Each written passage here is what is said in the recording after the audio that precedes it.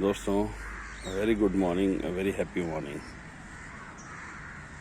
I hope everyone is doing quite fine. सभी को सकुशल शुभकामनाएं। पिछले वीडियो में मैंने आप लोगों से मेडिक्लेम इंश्योरेंस की ज़रूरत क्या है वो आपको समझाया था। तो चलिए इस टॉपिक को आगे लेके जाते हुए मैं आपको मेडिक्लेम पॉलिसी की छोटी से छोटी जानकारियाँ आपसे शेयर करता हूँ ताकि आपको नॉलेज हो जाए कि मेडिक्लेम इंश्योरेंस में क्या कवर होता है, क्या कवर नहीं होता है। सबसे पहले तो ये जान लीजिएगा कि मेडिक्लेम इंश्योरेंस का अहम मुद्दा ये है कि आपको अस्पताल में एडमिट होकर ट्रीटमेंट लेनी है। ओपीडी बेस काफ़ी पॉलिसी में कवर नहीं है, फिर भी अब कुछ नई पॉलिसी आई है जिसमें ओपीडी कवर भी दिया जाता है। वो आपने अपनी पॉलिसी समझ के लेनी है। अगर कोई दिक्कत है तो आप पॉलिसी मेरे साथ शेयर कर सकते हो, मैं आपको बता दूंगा कि आपकी पॉलिसी में क्या कवर होता है, क्या नहीं होता है। तो जैसे मैंने आपको कहा, अहम बात है अस्पताल में एडमिट होना। उसी तहत दूसरी इम्पोर्टेंट बात होती है कि वह अस्पताल मेडिक्लेम इंश्योरेंस पॉलिसी के हिसाब से एलिजिबल है या नहीं है।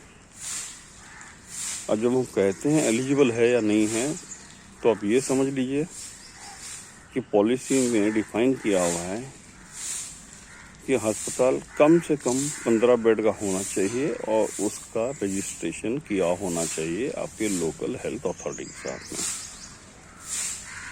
लोकल हेल्थ अथॉरिटी का मतलब हो जाता है, अगर आपकी सिटी में कॉरपोरेशन है तो पीएमसी, तो कॉरपोरेशन के साथ में उनका एनरोलमेंट और उसका लाइसेंस जायज़ होना ज़रूरी है।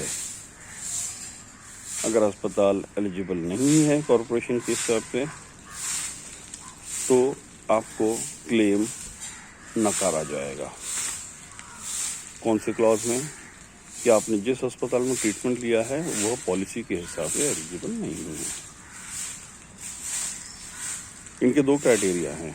मेट्रो सिटीज़ में जो कंडीशन बताया गया है तो अस्पताल के कम से कम 15 बेड होना ज़रूरी है, और नॉन मेट्रो लोकेशन जो होते हैं, तालुका विलेज प्लेसेस, वहाँ पे डिफाइन किया गया है कम से कम 10 बेड का अस्पताल होना ज़रूरी है। तो छोटी जानकारी आपको होना ज़रूरी है कि आप कहाँ पर ट्रीटमेंट ले रहे हो और वह अस्पताल की क्राइटेरिया मेडिक्लेम पॉलिसी में फिट बैठती है या नहीं है। थोड़ा सा आप ये चेक कर लीजिएगा। एनी टाइम अगर आपको कोई दिक्कत आ जाती है, कोई क्वेरी आ जाती है तो आप मुझे कभी भी पूछ सकते हो। तो ये तो हो गया अस्पताल के बारे में। दूसरी अहम बात जो बोली जाती है कि अस्पताल में कम से कम 24 घंटे एडमिट होना ज़रूरी है। अब जब 24 घंटे कहा जा रहा है तो उसका मतलब ये नहीं कि आज 16 तारीख को एडमिट हुए हो, 17 को डिस्चार्ज हुए तो आपको 24 घंटे हो गए। नहीं, 16 तारीख के किस टाइम पे आप एडमिट हो रहे हो। समझिए कि अगर आप 16 तारीख को दोपहर 3 बजे एडमिट हुए हो तो 17 तारीख को सुबह 8 बजे अगर डिस्चार्ज हो जाओगे तो आपका क्लेम रिजेक्ट कर दिया जाएगा। तारीख तो चेंज होगी लेकिन आपका अस्पताल में 24 घंटे का एडमिशन पूरा नहीं हुआ है। दूसरे दिन मतलब 16 को अगर आप 3 बजे एडमिट हुए हो दोपहर में तो 17 तारीख को दोपहर 3 बजे के बाद ही अगर डिस्चार्ज आपका होता है तो वह क्लेम आपको मिल सकता है। इसमें थोड़ी सी चेंजेस आजकल नई पॉलिसी में ये आ गई है कि डे केयर ट्रीटमेंट बहुत सारे अभी कवर होने शुरू हो गए हैं।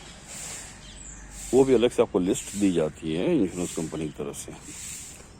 और मोटा मोटा देखा जाए तो ये सभी जो हैं सर्जिकल प्रोसीजर्स होते हैं जिसमें 24 घंटे की ट्रीटमेंट, 24 घंटे तक अस्पताल में एडमिट होने की ज़रूरत नहीं होती है। 24 घंटे के पहले भी डिस्चार्ज किया जा सकता है।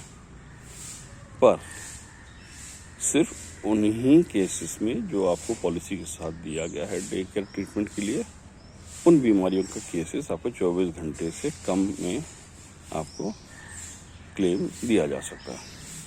एग्जाम्पल कहें, आंखों का ऑपरेशन कैटरैक्ट 24 घंटे की ज़रूरत नहीं है। हार्ट के लिए एंजियोग्राफी 24 घंटे की ज़रूरत नहीं है। हार्ट के लिए एंजियोप्लास्टी 24 घंटे की ज़रूरत नहीं है। कोई भी लैप्रोस्कोपिक सर्जरी 24 घंटे की ज़रूरत नहीं है। ऐसे तकरीबन 100-150 डे केयर प्रोसीजर हर इंश्योरेंस कंपनी ने डिफाइन करके रखे हुए हैं और आपको पॉलिसी के साथ वो सब दिए जाते हैं। बस अच्छी तरह देख लीजिएगा कि आपका हॉस्पिटल एलिजिबल है या नहीं है, आपका हॉस्पिटलेशन पीरियड बराबर हुआ है या नहीं हुआ है। आज की वीडियो में इतनी जानकारी, बाकी जानकारी अगली वीडियो में आपसे ज़रूर शेयर करूँगा। मुझसे कांटेक्ट करने के लिए नंबर नोट कर लीजिएगा 9028004436।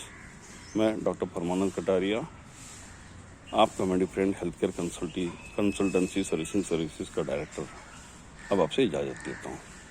धन्यवाद।